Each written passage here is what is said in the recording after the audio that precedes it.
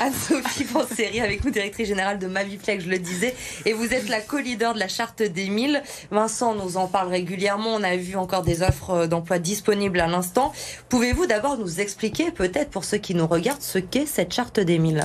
La charte des 1000, c'est un collectif qui a été voulu par la métropole de Lyon et par l'État, qui réunit tous les acteurs qui œuvrent pour et en faveur de l'insertion, dont les entreprises que je représente plus particulièrement. Vincent, pourquoi avoir décidé de créer cette charte des 1000 ? Parce que c'était très important. Déjà, il y a plusieurs chartes qui peuvent exister. Là, il n'y en a qu'une sur ce territoire qui rassemble et les intérêts de l'État et les intérêts des entreprises, de la métropole, des communes, etc.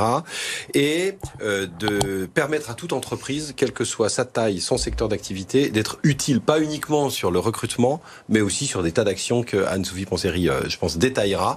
Donc, c'était très important d'avoir un collectif d'entreprises engagées pour l'inclusion sur ce territoire. Elle existe depuis quand, cette charte ? Alors, elle existe depuis une dizaine d'années, mais elle a été entièrement redynamisée et revue l'année dernière, en 2022.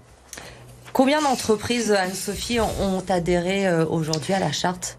Il y a 882 entreprises signataires et 382 qui viennent de renouveler avec le nouveau dispositif qui inclut des indicateurs et un suivi plus rigoureux. Ce sont des entreprises, j'imagine, on ne va pas toutes les citer, ce n'est pas possible, mais qui sont dans des secteurs très variés. Oui, il y a tous les secteurs de la métropole.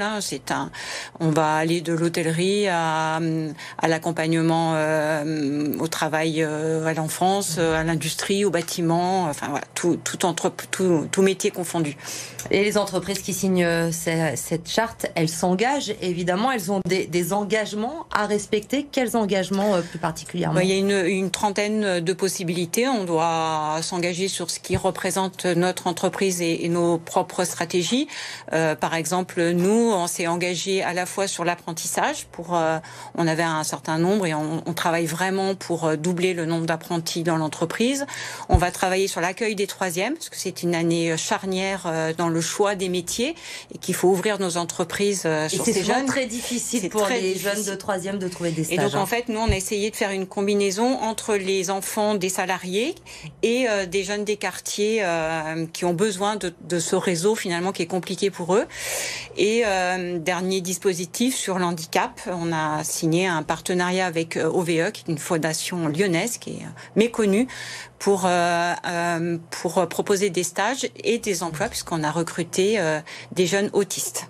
Vincent, on le dit, il y a des engagements évidemment à respecter. La MMIE, j'imagine, suit également ce qui se passe dans ces entreprises. Vous les accompagnez au quotidien aussi ? Voilà. Non seulement on suit, mais on aide l'entreprise. Parce que certaines grosses entreprises sont très staffées sur ces sujets. Et puis, les plus petites entreprises n'ont pas un RH forcément qui est très féru des circuits de l'insertion, etc.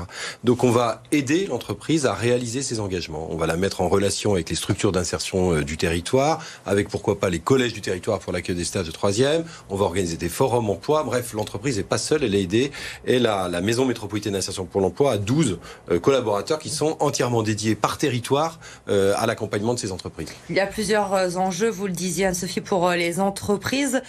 On parle de l'accompagnement parce que, évidemment, certaines entreprises ont plus de difficultés que d'autres, notamment ce qui concerne l'insertion pour les personnes éloignées de l'emploi, pour les personnes en situation de handicap. C'est vrai qu'on se rend compte aujourd'hui qu'il y a encore énormément à faire au sein des entreprises.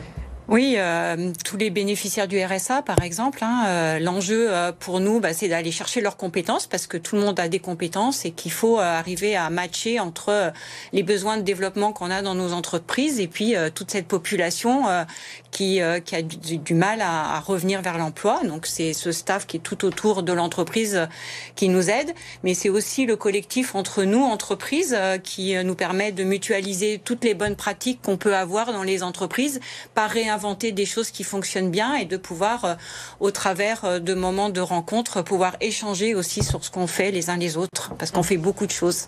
Et de recruter autrement aussi. En lisant la charte, j'ai vu que c'était l'un des objectifs.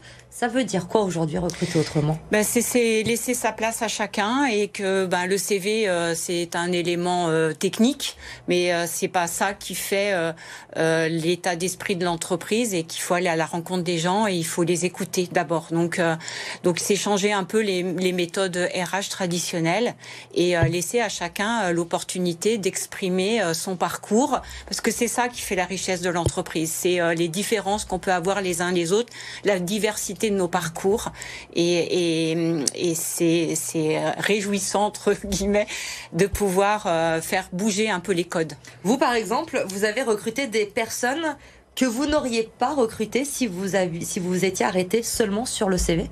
Ah oui, même plus que ça, finalement aujourd'hui, par l'expérience qu'on peut avoir dans l'entreprise, c'est souvent des personnes qui ont eu des ruptures de parcours qui sont les plus riches et qui apportent énormément à l'entreprise, parce que finalement on leur donne cette chance de revenir et ils donnent énormément à l'entreprise en contrepartie.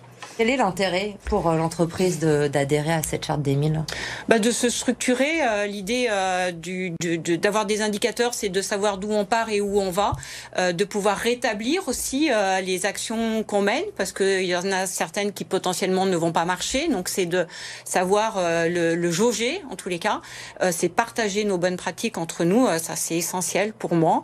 Et puis c'est pouvoir accompagner la croissance de nos entreprises sur un magnifique territoire. Est-ce que vous arrivez à chiffrer combien de personnes vous accompagnez grâce à la charte ? Globalement, sur le dispositif, aujourd'hui, on est à 10 000 personnes accompagnées. Donc, ce qui est quand même un chiffre important. Vincent, il y a des objectifs fixés à moyen terme ? L'objectif, c'est effectivement que chaque entreprise du territoire se sente concernée sur ces problématiques et puisse être accompagnée. Donc, on veut que 1000 entreprises soient pas uniquement dans une déclaration d'intention, mais soient dans la réalité accompagnées et investies sur ces sujets. Question pratique pour terminer, pour les entreprises qui nous regardent peut-être ce soir, qui ne vous ont pas rejoint encore. Comment on fait pour rejoindre la charte des 1000 ?